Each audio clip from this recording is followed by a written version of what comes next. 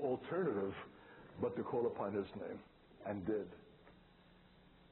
And then lived for 10 days to give evidence that something very authentic had taken place, because the very next day she said, "The way is extremely narrow. What about the others?"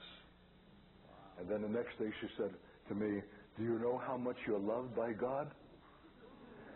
And then when I had to make my overseas trip, 8 weeks in Europe, Russia, and those places, I went with my mother's blessing for a first time.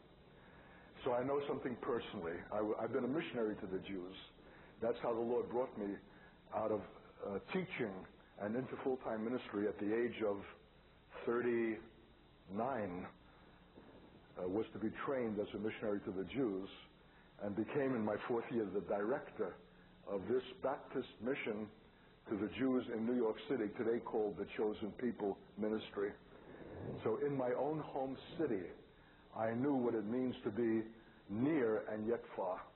I knew what it meant to be in the midst of 2.5 million Jews, and that New York City is the effectual Jerusalem of world Jewry, and yet not have access, yet to be stopped at the door by the doormen, and that the Jewish community is well insulated, well protected.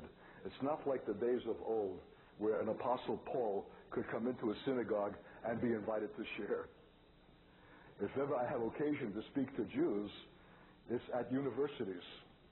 And I've been to many of them, including my own, where Jews are always to be found out of proportion to their number in institutions of learning, because we are motivated, if not driven to success, and know that that's the route. And so when they see a speaker advertised by the name of Katz, one of the honored names indicating Levitical origin, priesthood, speaking on the gospel as an ex-Marxist radical, it brings them out. And so I've had a history with my own people. Do I ever know them? And I have been one and am one. My first 37 years was the classic prototype of the modern Jew. Antagonistic to Christ, not just mildly indifferent, but actively antagonistic. I thought as an atheist, I ought to be doing something to rid the world of these old wives' tales and fables and myths, so that they can face the reality and know that this is a world in which we have to make it for ourselves and by ourselves. So praise God that one of my former students and her mother prayed for this servant with tears, knowing, the mother said, "You're an atheist and a radical, and my daughter came home every afternoon from school weeping over you." So a woman who had never met me nor seen me prayed in such a way that the hound of heaven pursued me for 14 months with a pack on my back, when I had come to a final crisis of a moral and ideological kind, where my gods with a small g have failed. Marxism had failed. The Soviet Union was not, utopia, but a prison house, and numbers had been slaughtered in the programs of a Stalin, and all of the revelations that came out of the horror of that system in the early 50s and 60s led to the disillusionment of men like myself ideologically. And then the Lord knows how to bring us Jews down. He gives you, for example, a German wife who was a member of the Hitler Youth that I met while a GI in Germany, who was also schizophrenic, living on the other side of the moon, and completely outside the realm of what is rational, what is ordered, that has to do with common sense, goodwill. It was an entirely new phenomenon for me. As intractable as the Islamic world is for Israel, so was my German wife for me. Goodwill and intelligence was not going to save us. It was a horror of unbelievable conflict, because in the frenzy of her schizophrenic disorder occasioned by World War II itself, the way in which she expressed that frustration was against me in the one place I was hard as a rock, in the one place where I was vulnerable, my Jewishness. So I had enacted under my own roof something of the anti-Semitic thing for which my people had been recent victim of Germans, now taking place under my own roof with a German wife. and I was not able to respond kindly. There's where my confidence in man and goodwill and reason was destroyed. So here I'm asking all of these students ultimate questions of meaning, and I'm unable myself to answer any. And in that crisis to which world Jewry is being progressively brought, I was brought 37 years ago and forced up and out from California, my profession, my place of comfort and security, and thrust out into the nations with a pack on my back, living for 14 months with what I could carry. And that opened up a whole dimension of reality that would otherwise have been lost to me. It's one thing to travel first or second or even third class.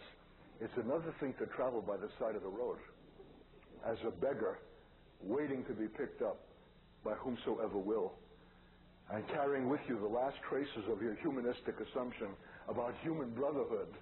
But where is it when you need it? And waiting in the drizzle and the rain, forlorn, angry, at a world that has failed and is not only not going anywhere, but going toward its doom and its destruction, because you knew that the atomic annihilation, the breakdown of values, the corruption, collapse of society was inevitable, and you had no answer. Your ideologies, your philosophies were valueless, because if you couldn't solve the paradox of your own marriage, how are you going to save the world? See how far God will go with us Jews? But I was picked up by you know who. Remarkable saints. And I'm trying to find one in particular now for 37 years from Switzerland, and I've never been able to find anybody who ever heard of him or knows of him. And I gave them all the information that I had, whose address I carried in my wallet, which wallet I lost when I got to Egypt and was pickpocketed my first day on a bus.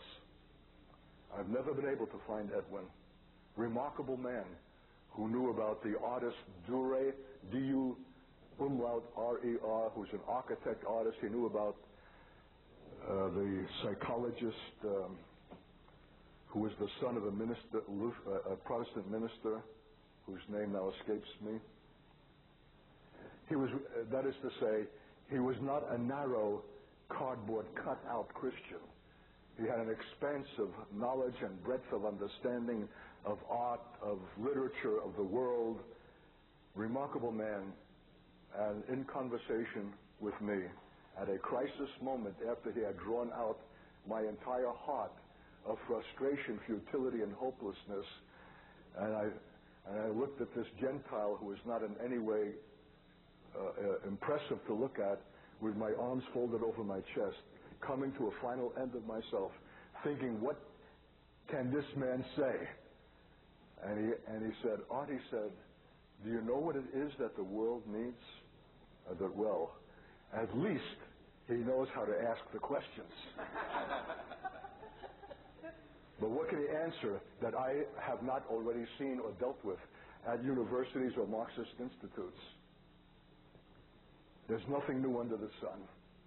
So I'm waiting to hear some conventional reply that I would walk away from completely untouched and die. And he said, in that one moment of time when time stops and a word comes, Art, what the world needs is for men to wash one another's feet. And down I went. Whew. Art, did you literally fall out of your chair? No. I continued to sit there like this, giving no impression that I was in any way affected.